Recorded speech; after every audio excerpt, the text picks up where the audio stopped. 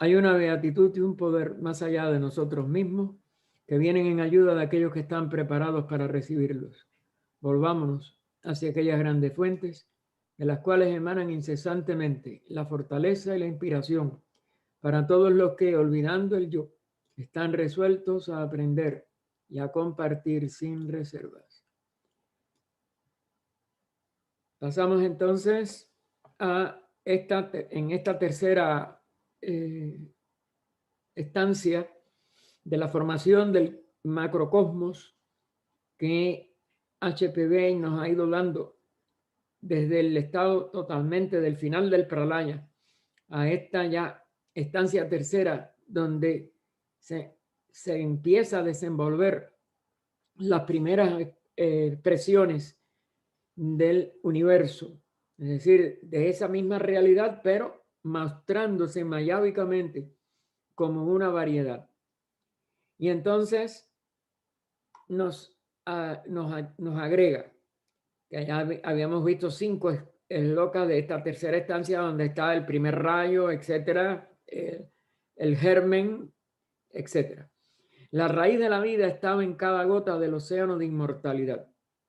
Y el océano era la luz radiante, la cual era fuego y calor y movimiento. Las tinieblas se desvanecieron y no fueron más. Pero recuerden que estas tinieblas para nosotros es la luz total para la seidad misma. Pero como los dos pares de opuestos y todos los demás expresiones polares están resumidas en la unidad, pues la luz total es a la vez tinieblas total. Depende del punto de vista en que se tome. Desde el punto de vista de la manifestación, es tiniebla. Desde el punto de vista de la seidad, es la luz sin ninguna variación. La luz en sí misma, vamos a decir también. Desaparecieron. Es decir, esas tinieblas desaparecen en su esencia misma. No es que desaparezcan, es que ese par de opuestos están en sí mismos ahora cumpliendo la función mayábica, es decir, a través del funcionamiento del maya universal, expresándose como variedad. El cuerpo de fuego y agua de padre y madre. Es decir, la esencia de ambos están entonces no expresándose como unidad, pero permanecen en esa misma esencia. Nada varía desde el punto de vista de la seidad y nunca puede, ya lo dijimos en uno de los enlocas anteriores, ni aumentar, ni disminuir, ni realmente variar. La variación es mayábica. El comentario extractado dice así: siendo la esencia de las tinieblas la luz absoluta, tómase a las tinieblas como la representación alegórica apropiada de la condición del universo durante el Pralaya. Porque, repito, eso es desde el punto de vista de lo manifestado, o considerándonos nosotros que ahora somos parte de la manifestación, con la limitación de no poder percibir la realidad en sí misma, sino nada más que aspectos de ella funcionando como manifestación, porque no tenemos todavía alcanzada la evolución necesaria para comportarnos como una jerarquía autoconsciente en esa manifestación. Y entonces, como venimos dentro de uno de los reinos manifestados, en este caso el reino humano, aunque tenemos una conciencia del yo mientras funcione o funcionemos como mente, es limitada y no abarca como las jerarquías superiores a la humanidad todas las leyes y procesos en su integridad. Entonces, estos seres durante toda la manifestación no pierden esa real inteligencia y comprensión de lo que es el Maya y en qué sentido no es la realidad y por tanto siguen hasta cierto punto sin perder el contacto con la realidad. Digo hasta cierto punto porque como ser no hay ningún ser que pueda totalmente abarcar la seidad. La seidad es nada más que ella en sí misma. Pero si hay una comprensión de esa seidad, o una más bien comprensión, no realización, y por eso pueden ser partes conscientes y ejecutantes de las leyes de este proceso de manifestación que aquí se está expresando su comienzo. Así que los nóumenos o el alma, es decir, perdón, me fui 2 renglones abajo. Es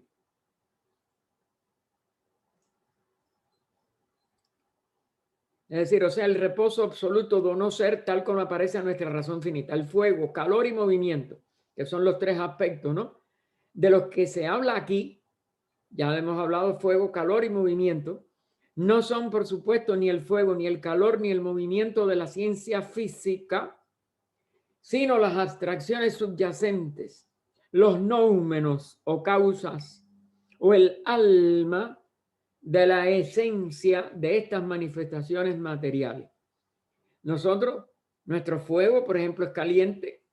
Cuando vimos que habla del primer rayo de fuego, nos dice que es un fuego frío y nos da toda una serie de aparentes contradicciones para que nos demos cuenta que el alma de todo lo que nosotros percibimos como fuego, calor, movimiento mismo, que son movimientos relativos, o el poder comprender una distancia entre 2 puntos, etcétera, y cómo podemos movernos dentro de esa aparente realidad, pero que es mayábica, es lo que sustituye al nóumeno, a la causa del fuego verdadero, del calor en su integridad, del movimiento, que vimos que en la realidad es movimiento abstracto absoluto. El movimiento aquí se vuelve relativo y manifestado, pero mayábicamente. El movimiento en sí nunca cesa de ser lo que es, movimiento abstracto absoluto. Y por eso es el nóumeno, es el alma de la esencia de esta manifestación que llamamos movimiento objetivo. Las cosas en sí, o el alma de la esencia de estas manifestaciones materiales, las cosas en sí mismas, que como confiesa la ciencia moderna, eluden por completo los medios de investigación con instrumentos de laboratorio. Es decir, se llega a investigar hasta un punto, se logran deducir o inducir de acuerdo al proceso en ese momento del pensamiento algunos de los aspectos de las leyes manifestadas, pero siempre quedan, ¿y qué más? ¿Y qué más? Siempre quedan preguntas que no se pueden obtener respuestas en lo manifestado. Esas respuestas nada más que están en sí mismas, en la esencia de la seidad. Y que no podemos comprender tampoco, que no podemos tampoco comprender, perdón, ni con la mente. Es decir, aunque las mentes filosóficas de los grandes filósofos ocultistas, como Platón iniciado, como Pitágoras, etcétera, en Occidente, y los grandes del Oriente, cuyos nombres son Pléyades, ni ellos pueden, mientras sean un ser manifestado, comprender la integridad. Lo que sí, primero, su ascenso a aspiración filosófica de la sabiduría y después sus iniciaciones sucesivas en estos misterios más profundos de la manifestación les van dando una estatura mayor de comprensión y hasta un punto cierta mayor capacidad de expresarlo, pero sobre todo la expresión en lenguaje, en sonido, va a estar siempre limitada. Y la comprensión total en conciencia va a ser también, como dijeron, nunca sobrepasada de determinada amplitud, porque en la seidad no hay límite ninguno, pero no hay ser ninguno que pueda, como se llama, incorporarlo, porque es imposible incorporarlo a una parte. La seidad es el total, pero no es un ser. Es de donde emanan todos los seres, incluidos los grandes logos del universo. Así que no se puede comprender ni con la mente, aunque no pueda esta evitar la conclusión de que deben existir tales esencias subyacentes. Es decir, lo que la amplitud de conciencia de los seres iniciados o de los seres autorrealizados, todavía más los grandes adeptos, pues pueden comprobar gran parte de la manifestación de todas las leyes del universo, pero jamás podrán convertirse en la ley misma y jamás podrán cesar mientras estén manifestados de ser un ser. Solamente la reabsorción en la seidad, pero que no les permite permanecer como seres manifestados, es lo que son capaces de, vamos a decir, ganar, porque es algo que se obtiene por la evolución y es lo que llaman en el budismo el nirvana y en estas estancias paranishpanna, porque es el paranirvana. Bueno, también en budismo hay paranirvana, más allá del nirvana normal, que nada más que abarca un aspecto de la manifestación. Pueden cesar en la manifestación de determinados niveles de expresión de un sistema planetario o solar, etcétera, pero quedan sujetos a niveles superiores. Y ese paranishpanna sí es una reabsorción en la seidad, pero no hay la posibilidad. Mientras estén sumersos o inmersos, perdón, estén inmersos en esa seidad de poder volver a la manifestación. Solamente de los conocidos por los adeptos nuestros y nombrados en esta obra, solamente los 4 devarrayas de un sistema manifestado, es decir, los 4 regentes del karma, que se los sitúa simbólicamente, alegóricamente, en los 4 puntos cardinales o 4 direcciones en que se puede mover uno en un espacio manifestado, son los niveles de conciencia que pueden entrar a ese caos y surgir de la voluntad. Las demás criaturas quedan sujetas a un Buda, por ejemplo, a lo que hayan logrado alcanzar, de los cuales, de los conocidos por la literatura oculta y la literatura que se ha dado permiso a distribuir a través de HPV y de nuestra sociedad en un principio, aunque ya claro, eso es propiedad de la humanidad, pues fue Gautama, dicho por los mismos adeptos, por ellos mismos, que era una excepción y pudo ganar el poderlo realizar por 2 rondas sucesivas. Lo normal es el máximo que se llegue a una ronda, pero en la ronda siguiente tienen que volver a ser traídos a la manifestación para poder seguir ampliando su labor de jerarquía, porque ellos son jerarquía, ellos no son un ser ya individual, pero nosotros lo vemos como un individuo.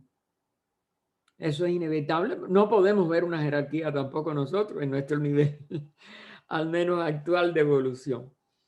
Así que esas esencias subyacentes de fuego y agua, padre y madre, lo primero que se nos dio el rayo de fuego de Fohan en el espacio que es el que se simboliza en agua, y la función del espíritu activo sobre el espacio que se hace receptivo de esa acción del espíritu activo, que es lo que llamamos el padre-madre.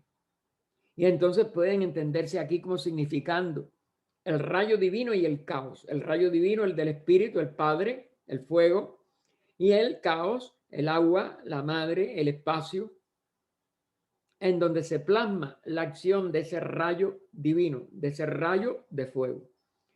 Según los principios de los Rosacruces, tal como se han entendido y explicado por los profanos, y esta vez correctamente, aunque tan solo en parte, aunque tan solo en parte, y ahora cita ahí entre comillas, la luz y las tinieblas son idénticas en sí mismas, siendo únicamente divisibles en la mente humana.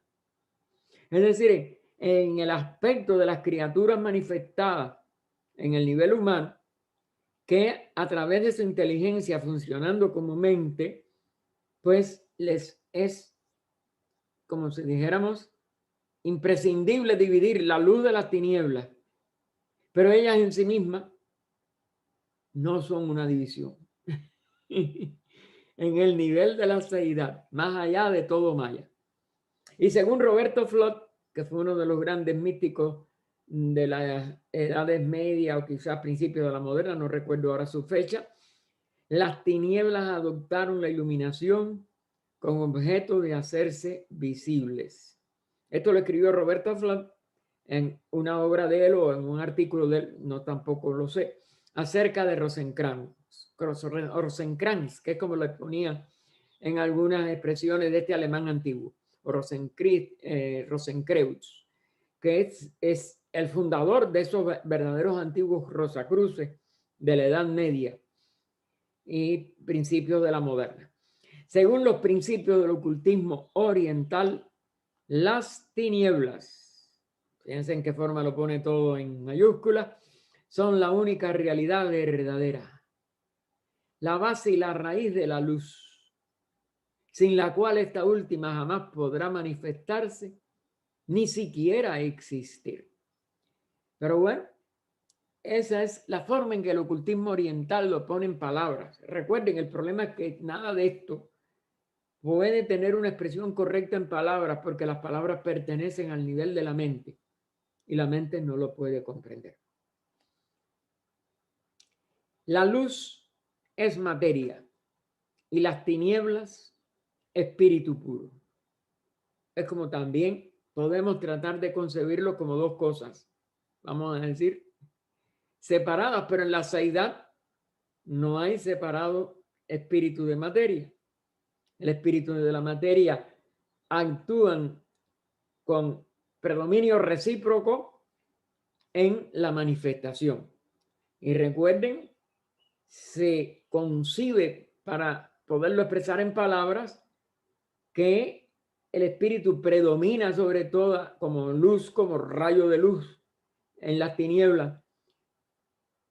Al principio de un Manvantara y en lo más sutil de esa expresión, pero según se va descendiendo a el nivel objetivo en que la materia predomina sobre el espíritu, pues parece que el espíritu ha quedado eliminado y la materia, sobre todo en lo que llamamos nosotros en nuestra ignorancia actual el reino mineral, pues que quedó sin vida.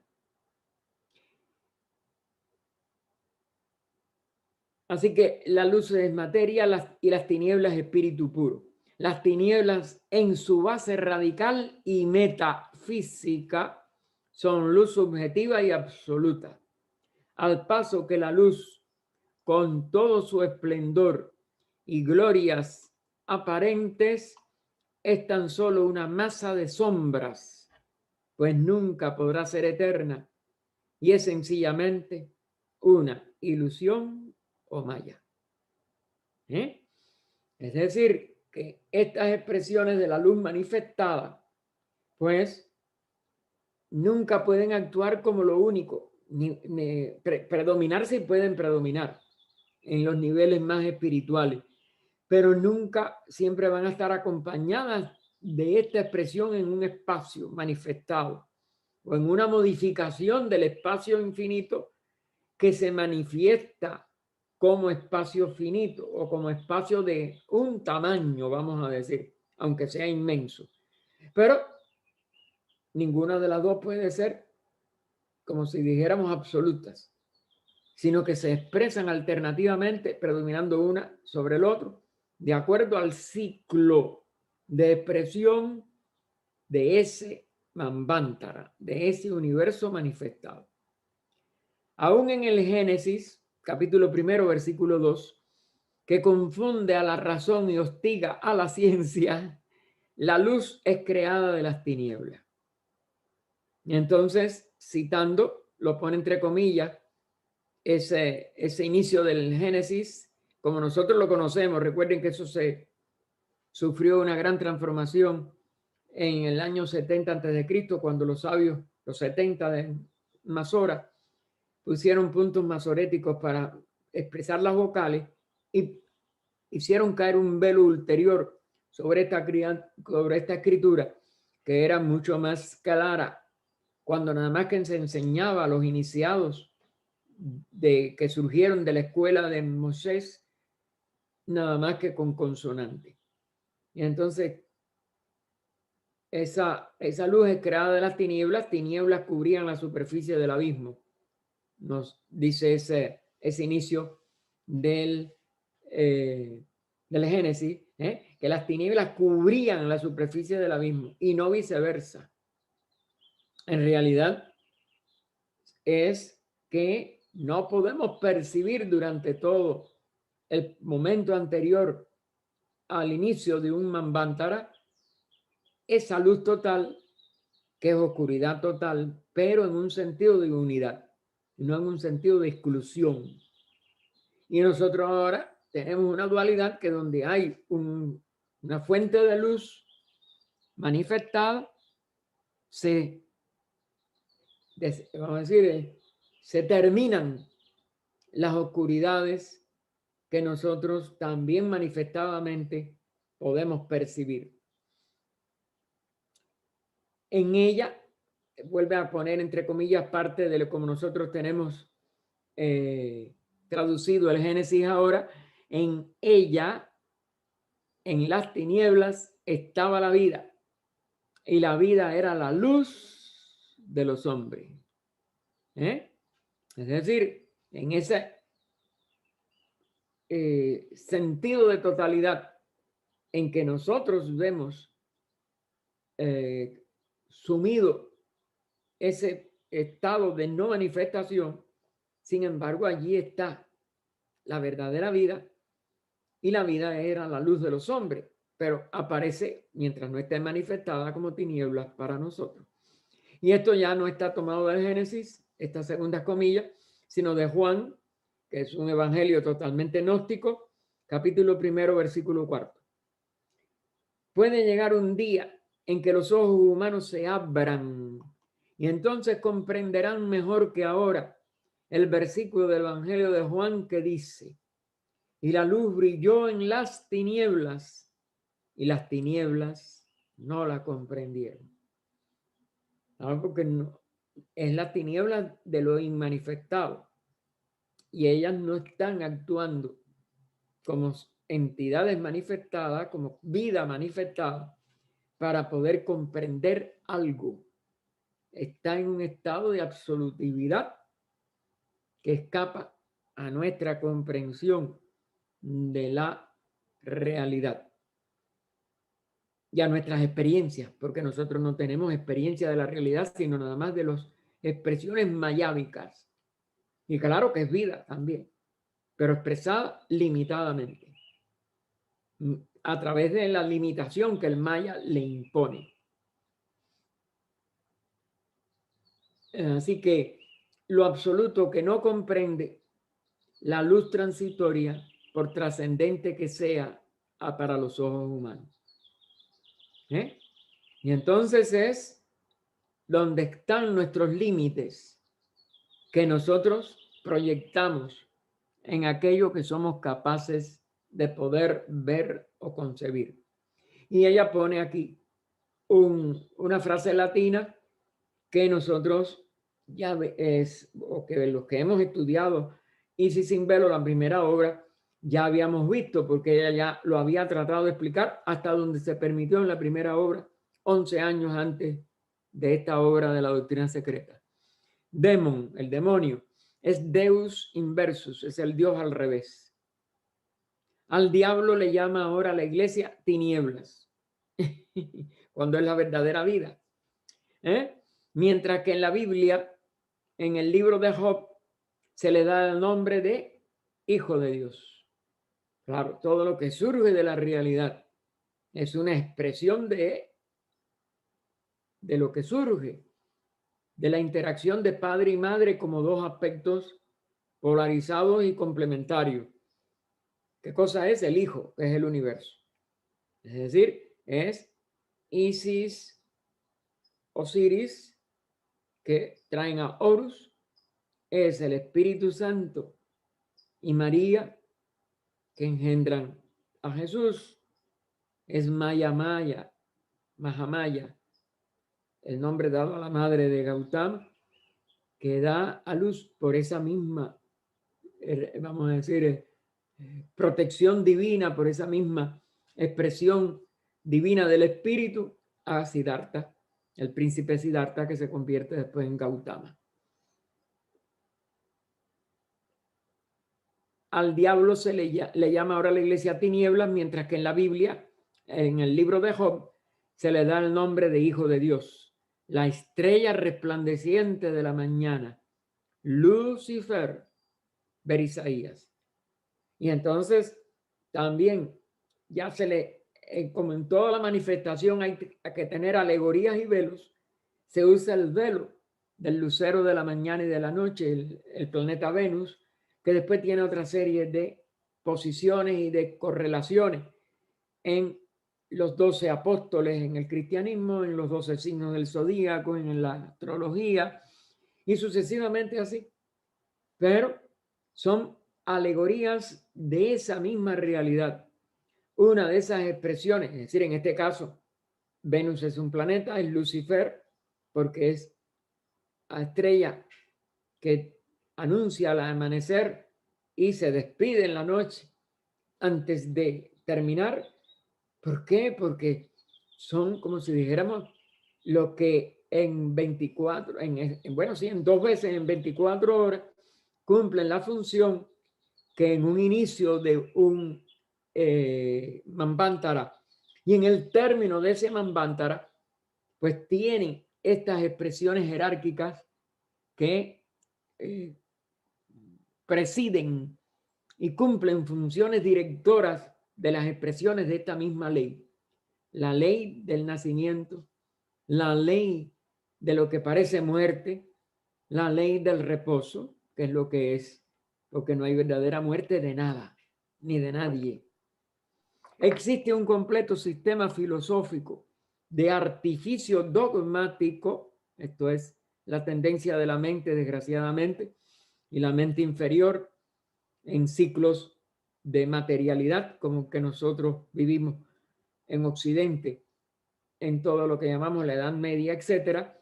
El dogma se hizo totalmente recalcitrante y un perseguidor y un intento de terminar con todo lo que fuera la investigación desprejuiciada de las grandes verdades del pasado.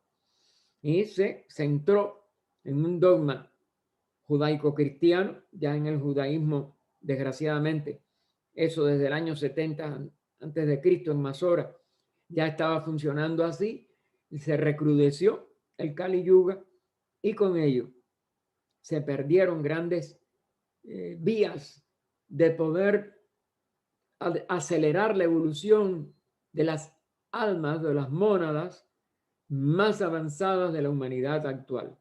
Pero son ciclos así y hay que resistirlo, pero la protección de la humanidad por la gran jerarquía siempre continuó en estos grandes héroes y mártires de todas esas edades, en que siempre hubo alguien que volviera a levantar el estandarte de la verdad a costa de tortura, de muerte, de lo que fuera.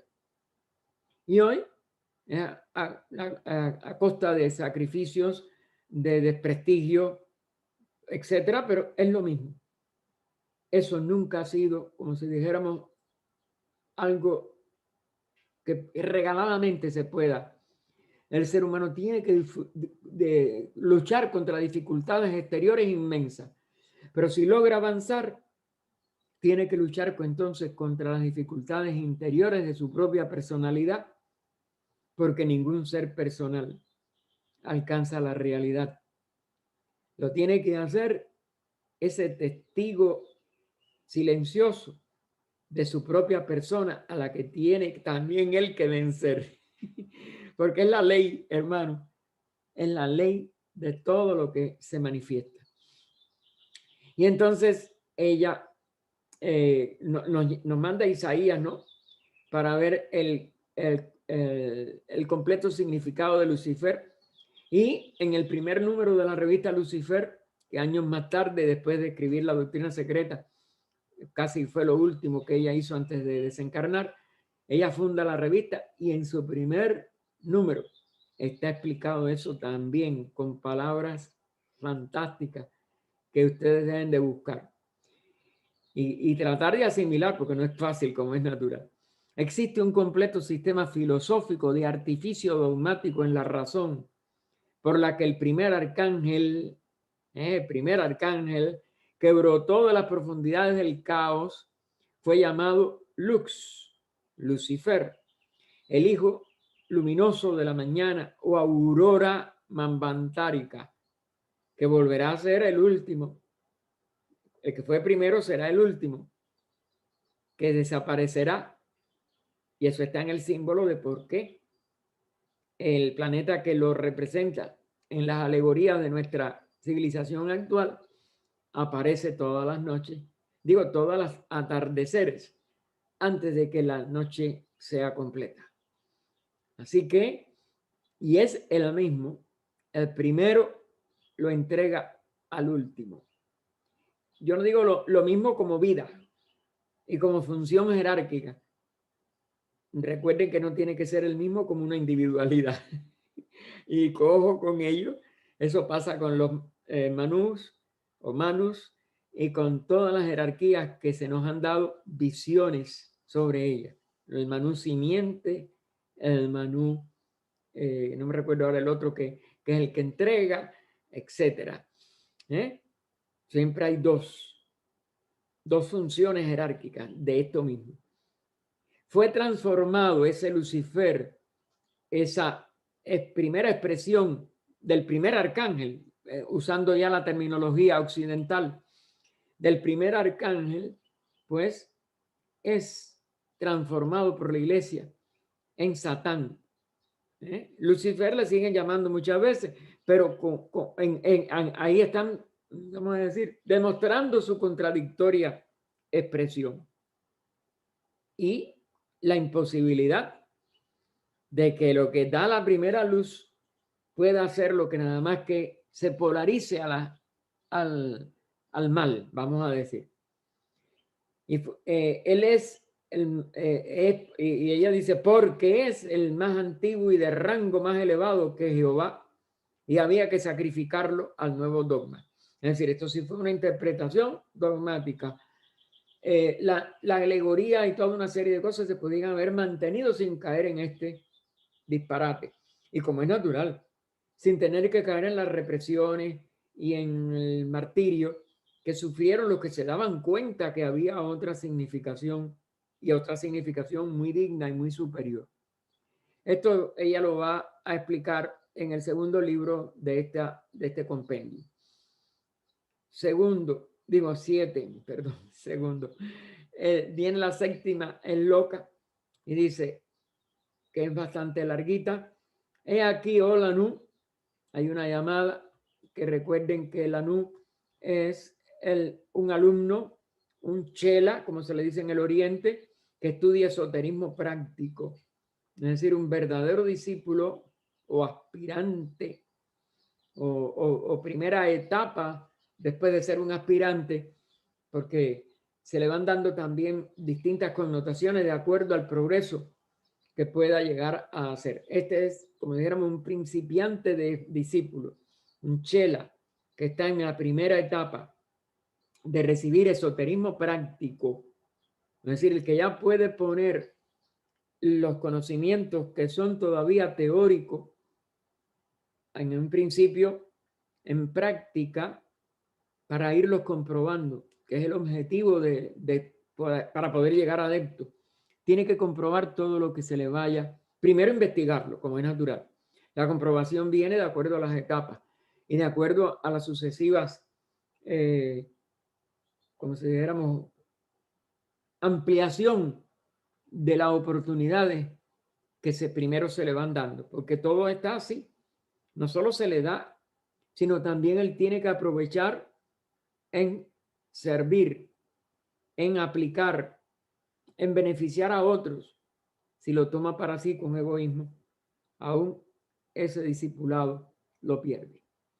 Así que he aquí, hola, nu, discípulo, o chela, al radiante hijo de los dos, la gloria refulgente sin par, el espacio luminoso, hijo del oscuro espacio que surge de las profundidades de las grandes aguas oscuras. Y volvemos a decir oscuras para nosotros. Es donde está la unión de lo que en la manifestación llamamos un par de opuestos de luz y sombra. Esas aguas oscuras, vistas desde la manifestación, son la luz absoluta, visto desde la realidad por siempre manifestada. Así que el radiante hijo de los dos, la gloria refulgente sin par, el espacio luminoso, hijo del oscuro espacio, que surge de las profundidades de las grandes aguas oscuras, volviendo a tener aquí estas palabras oscuras, tinieblas, etcétera, el mismo significado de unidad que todo el pralaya, que toda la ausencia de manifestación requiere. Él es, y vuelve a repetir, el juego de vocales con una consonante que son 6 con la H como consonante séptima. Él es O, E, A, O, H, O, O, el más joven. Él, y nos pone 3 estrellitas de que ese nombre todavía no se puede publicar. Pero nos aclara entre paréntesis y entre comillas a quien tú conoces ahora como Quan Chai Yin. Veas el comentario. El comentario que está tanto en la obra, y aquí hay un resumen, si mal no recuerdo, nos da una serie de expresiones en la obra larga, tiene varios capítulos, sobre lo que llamamos Quan Chai Yin, en lo más esotérico, vamos a decir, del Oriente, y Quan Yin como una diosa de misericordia en China exotérica. Pero el enlace entre las dos nada más que es la profundidad de comprensión que podamos obtener o allegarnos de este nombre y de su expresión alegórica y simbólica como diosa en la cultura del Oriente. Hasta ahí llega el prefijo A, es decir, la primera parte de esta séptima esloca, y continúa. Él, ese O-E-A-O-H-O-O, brilla como el sol. Es el resplandeciente dragón divino de la sabiduría. Otra expresión simbólica de algo que es mucho más profundo y cuyos símbolos, etcétera, son muy tratados por ella y ampliamente profundos y difíciles para el intelecto. Hasta ahí llegaría el inciso segundo, el B. El Eka es Chatur. Entre paréntesis, Chatur es 4. Y Chatur toma para sí 3 y la unión produce el Sapta, el 7. Es decir, que lo primero es una expresión cuádruple. Es decir, lo primero cuando es envolviendo una expresión aparentemente múltiple, recuerden que no se divide, recuerden que nunca varía su esencia y la total unidad del todo, pero aparece como 4 y entonces toma para sí 3. 4 más 3 nos da el 7. Aquí está ya el juego de los centenarios que se estudian en todas estas enseñanzas y que están simbólicamente en toda la antigüedad, en todo lo que nosotros de verdad pudiéramos seriamente estudiar, siempre va a estar el 7. Desde la forma de medir el tiempo, la semana no es nada más que de 7 días, y así todos los múltiplos de 7 de los ciclos en que nosotros podamos investigar, va a estar en esta expresión del 7. Aquí también, si ustedes toman sobre todo el cuarto tomo de Isis sin velo, que es la segunda parte del segundo volumen de inglés, la obra en inglés, recuerden que nada más que fue en 2 volúmenes, ustedes encontrarán que aunque ella no tenía la autorización para hablar de la constitución sectenaria ni del universo ni del hombre, es decir, ni del macrocosmo ni del microcosmo, sino nada más que trató de ampliar el sentido dual de espíritu-materia, que era negado por la ciencia el espíritu, y muchos de las líneas espirituales negaban entonces la materia, pues ella lo llevó a que eran básicamente 3. No solo porque las mismas religiones mantuvieron sus dogmas, tanto en el Oriente el hinduismo, como en Occidente la misma, ¿cómo se llama? Expresiones del Antiguo Testamento o las enseñanzas dadas por Moisés sobre el Antiguo Testamento, el Pentateuco sobre todo, que hablaban de lo que después en la cábala judía es la corona sefirotal, que no es nada más que un 3. Ellos mantenían el 7, pero no le daban tanta importancia y ni lo aplicaban al concepto humano, sobre todo. Y el 7 más 3 es el 10, como número del universo. Todo eso está claro, todo eso ella lo dice desde Isis sin velo, pero sin decir la profundidad que se esconde tras todas estas enseñanzas del número 7 y de los 7 usados en todos los lados y en todo, y el 3 como es natural, eso sí. Así que en quien están los 7 que vienen a ser los tridasa, y la llamada nos aclara, tridasa o 30, 3 veces 10, 10, pero por 3. Los sistemas decimales no existían nada más que en el ocultismo en un inicio, y después los árabes fueron los que lo dieron públicamente, quizás por primera vez que yo sepa. Pero bueno, pero estos tridasas son 30, que equivale a que cada uno de los 3 aspectos básicos de cualquier manifestación, como son o funcionan a un nivel primero universal, hay que verlo como 3 por 10 y da el 30, tridasa. Es una alusión a las deidades védicas en números redondos. ¿Por qué? Porque el hinduismo, cuando ya fue convertido de filosofía en religión, habló de 30 millones de devas o dioses. Y es un número redondo. Ellos mismos decían que era, pero no es nada más que una alusión a este 3 por 10.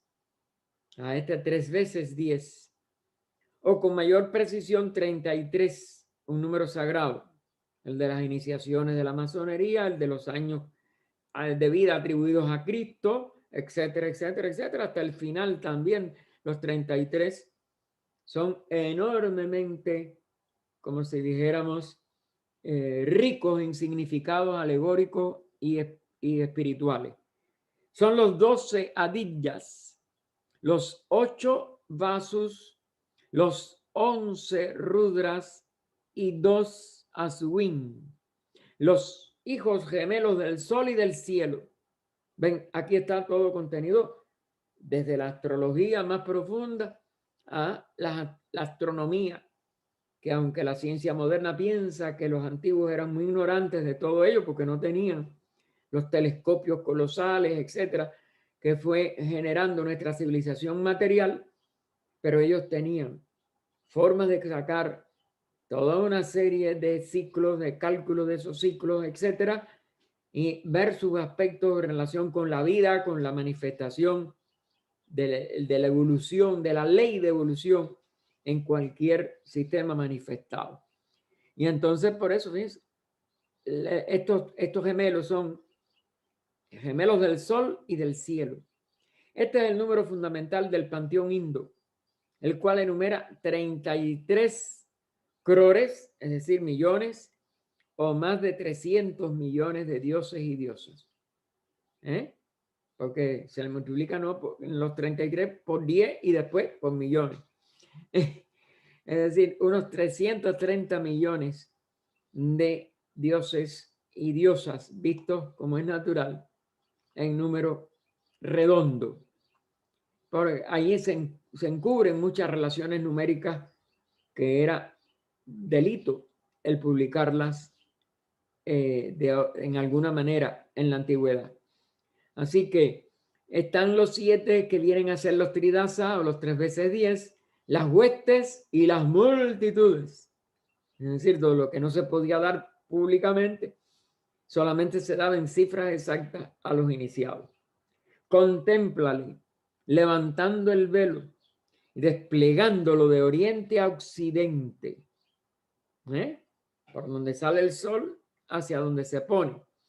Ocúltalo de arriba y deja verlo de abajo como la gran ilusión. Aquí se hace la ilusión, alusión a esta ilusión o maya. Me parece un juego de palabras. Señala los sitios para los resplandecientes, es decir, las estrellas que están en esos cielos, y convierte lo superior, el espacio, en un mar de fuego sin orillas. Hasta llega el inciso C.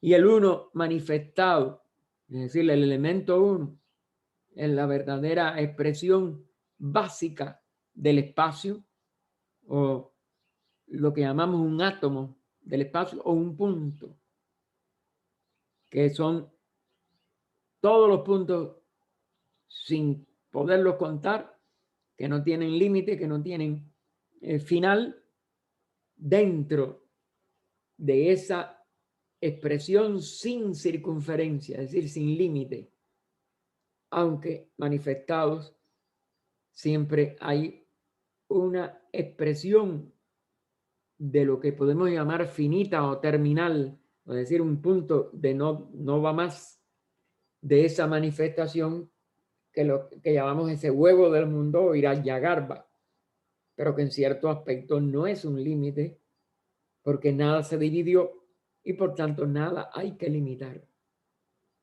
La apariencia puede parecer eso, pero no es real. El comentario, la parte del comentario escogida por los compendiadores es: el espacio luminoso, hijo del espacio oscuro. Esto está entre comillas porque es parte de lo que acabamos de leer de esta séptima esloka.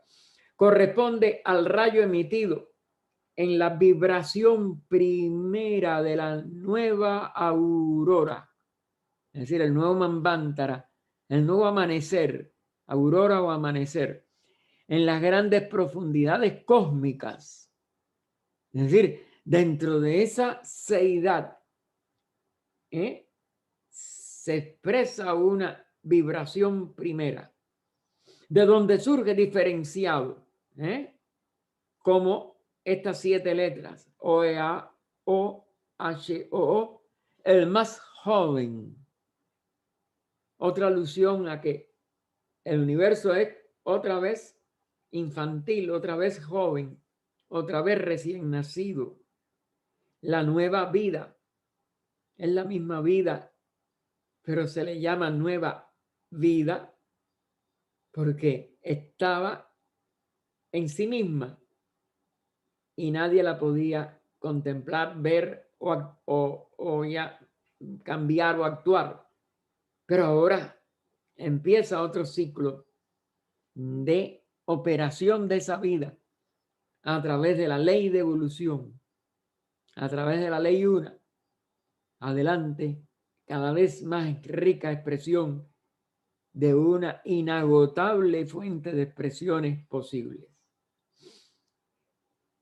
Y cerrando, ¿no? el paréntesis, OEA-OHO, el más joven para convertirse al final del ciclo de vida en el germen de todas las cosas. Es decir, va a ser otra vez ese Lucifer anunciando el final, pero recogiéndose como una semilla, como un germen, que después del reposo va a volver a vibrar y dar expresión a Lucifer, que va a continuar su evolución, la evolución de todo el universo, en el punto donde ahora, en el momento de germen, deje como causas sin expresión, como futuras causas, lo que hasta ese momento estaba expresándose como causas verdaderas y patentes de todo el proceso evolutivo. Pero ahora, al final, queda reducida al germen. A él, a ese germen, se le llama el resplandeciente dragón de sabiduría, porque en primer lugar es lo que los filósofos griegos llamaban el logos, el verbo del pensamiento divino. Es decir, la vibración, en este caso comparada con el habla, con la sonoridad, porque eso no es nuestro sonido, ni es nuestro idioma, ni es nuestro verbo, etcétera, pero es la expresión del pensamiento divino que va a volver a expresar otra concepción y expresión manifestada del universo mismo, pero va a aparecer como un universo nuevo. Como este va a aparecer como un universo que muere. Y en segundo lugar, porque en la filosofía esotérica, esta primera manifestación, siendo la síntesis o la agregación de la sabiduría universal, O-E-A-O-H-O, el hijo del sol, porque cuando nosotros lo hemos manifestado es un hijo de ese padre madre, de ese fuego agua, de esa expresión de la madre, del hijo a través de una que nace de una madre vivificada por el fuego del espíritu. Esa es la síntesis. Esta primera manifestación es la síntesis o la agregación de la sabiduría universal que durmió durante todo ese reposo y vuelve al despertar a expresar toda su potencia, su impulso de evolución, etc. El hijo del sol, como se le llama, contiene en sí mismo las 7 huestes creadoras. En el caso de nuestra nomenclatura o de la nomenclatura cabalística, ya sea judaica, ya sea la verdadera cábala oriental, que es la que tiene todas las claves, porque Lamentablemente la occidental no las pudo llegar a recibir por la densidad de nuestro ciclo, ya empezaba el Kali Yuga. Pues son 7 huestes creadoras. Y es así la esencia de la sabiduría manifestada. Claro que se manifiesta como el 7. La séptuple expresión de la conciencia universal, de la conciencia total. El que se baña en la luz de O-E-A-O-H-O jamás será engañado por el velo de Maya. Es decir, si uno se penetra de la séptuple sabiduría, de este dragón de la sabiduría, de estas 7 jerarquías creadoras, como se le llama, huestes creadoras, es decir, los constructores del universo, pues tiene toda la sabiduría y en sí forma parte ya de esa séptuple jerarquía universal. Y en el inciso A nos dice Quan Chai Yin, la referencia a esto que les dije que es exotéricamente la diosa Kuan Yin de China. Es idéntico, es la misma expresión de esta séptuple jerarquía sefirótica o constructora del universo o manifestadora del universo. Es equivalente al Avalokitesvara sánscrito y como tal es una deidad andrógina. Como todo lo que surge de la unidad, tienen dentro de sí, actuando o no actuando, solamente en potencia o en abscondito, sin que pueda ni vamos a decir, ni prejuzgarse, o ya en el umbral de su actuación, tanto como espíritu como espacio, como el tetragrammatón. Tetra es 4, grammatón es letras, las 4 letras que se atribuyen en consonante al nombre de lo que después, agregándole vocales, en el año 70 a.C. se convirtió en el Jehová. Que no es nada más que nada, que se refieren en realidad de ahí donde vienen los velos exotéricos a el quinto Sefirot, uno de ellos nada más. Pero bueno, tetragrammatón y todos los logos de la antigüedad, es decir, todos los verbos. Y ella nos dice, he aquí que los dioses superiores de la antigüedad son todos los hijos de la madre, antes de convertirse en hijos del padre, claro, porque el espacio y cómo se manifiestan siempre es conocido, pero este aspecto del rayo de fuego es más difícil de poder identificar y concebir. Los logos, como Júpiter o Zeus, hijo de Cronos, Saturno, es decir, de la eternidad, expresándose como tiempo, el tiempo infinito, Kala, eran representados en su origen como masculinos femeninos, porque no tenían cómo eliminar ni nada manifestado lo puede hacer. Ninguna de las dos polaridades que nada más que se hacen tan preferentes, tan palpables, tan totales en periodos de manifestación material muy densa, como el nuestro, en que ambos polos representan los dos sexos separados todavía. En la medida que nos iremos espiritualizando, eso desaparecerá, tendrá una expresión andrógina antes de desaparecer completo en esta unidad de expresión de donde surgimos y a donde retornamos. Eran representados estos hijos o este hijo de Crono Saturno o de Kala en su origen como masculinos femeninos. De Zeus se dice que es la Virgen Bella, y a Venus se la representa con barba, por eso porque tiene las dos posibilidades de expresarse. Apolo era en su origen bisexual, porque ya representa Apolo un nivel intermedio antes de caer en la generación de la tercera raza. Lo mismo lo es Brahma Baksh, en Manu y en los Puranas. El Manu es el Manavadharmasastra, que se está refiriendo el texto, y en los Puranas, que son varios libros que comentan los Vedas, semi-exotéricamente.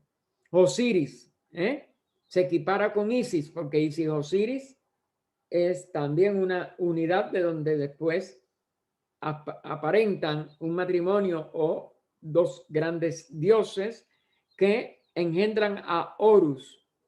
Y Horus es también de ambos sexos. Y Osiris y Isis eran uno antes de hacer esta manifestación del universo y tener, por tanto, como hijo a los dos aspectos siempre, porque no se puede separar nunca, total e irreversiblemente, el espíritu de la materia, mientras hay manifestación. Y en lo inmanifestado, pues están sumidos en la unidad. Finalmente, en la visión de San Juan, en la revelación, ya este es el libro de la revelación de San Juan el Divino, el logos que ahora se relaciona con Jesús es hermafrodita, puesto que se le describe como teniendo pechos de mujer. Lo mismo le pasa al tetragrammatón o Jehová, pero existen dos Avalokiteshvaras en esoterismo, el primero y el segundo logos. Vamos a dejarlo en esta llamada, no podemos llegar a más, ya nos hemos ido en sí del tiempo. Bueno, sí, vamos a terminar, para empezar en el inciso B. Perdonen que me coge un minuto más. Solo por algunas sectas en China, Kuan Yin, ¿no?, se le antropomorfiza y se le representa con atributos femeninos nada más, cuando bajo su aspecto femenino se convierte en Kuan Yin y se le quita la palabra intermedia, Chai, la diosa de la misericordia llamada la voz divina. Y esto representa también que es un aspecto manifestado. Esta última es la deidad protectora del Tíbet y de la isla de Puto en China, donde a ambas deidades se les tiene cierto número de monasterios. Entonces terminamos en esta página 88 para comenzar el inciso B.